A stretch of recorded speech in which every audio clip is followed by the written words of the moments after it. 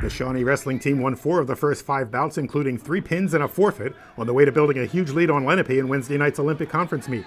It looked like the Renegades might be in for an easy night after Cadric Augustin's pin at 195 gave them a 24-5 lead. I just did a throw, had an underhook, and went for it.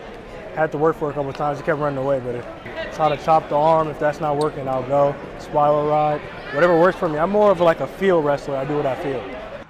Shawnee was far from easy street, though. Pins by Jared Davenport and heavyweight Tyler Steffa cut the lead to 7, and it was all the way down to 1 after the Indians' Brian Boyle pinned in a toss-up bout at 106. It fell to Shawnee junior Ed Moriarty to get momentum back for his team.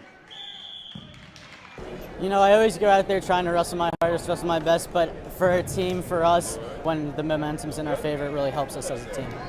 Moriarty built a lead with an escape, a takedown, and a near fall in the second period. In the third, he was on top again and ready to end it. I used the double armbar. I really like the move because once you get it in, it's tough getting out, and as long as you take your time, you're getting the pin. It's tough because you want to just run it over and get it over with, but you got to be patient, and if you have time, run it so that you will get the pin.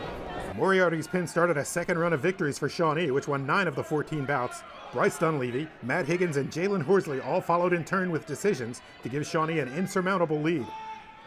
Higgins' win over Lenape's Kyle Trout at 126 was the most awaited bout of the night and the most controversial. Higgins had the only takedown in the first period, but his 3-1 lead ended with a near takedown by Trout. He said he had to come up on the legs, and I thought it was 2. I thought he had 2 when he had both legs and he was on his butt, and then when he turned around, he had 2. When the bell blows at the end, it should be called exactly like it would be on the line. It was a toss-up that went to Shawnee to help cement a 43-27 victory. Higgins and Trout, again, that's another tough battle, and I think, again, you know, one of the things we want to do is make sure that we're prepping ourselves for the postseason, you know, whether it's team-wise for sectionals or individuals for districts, regions, and states. We want to make sure that we're getting good, tough matches and trying to prep ourselves for those situations. From Shawnee High School, this is John Lewis.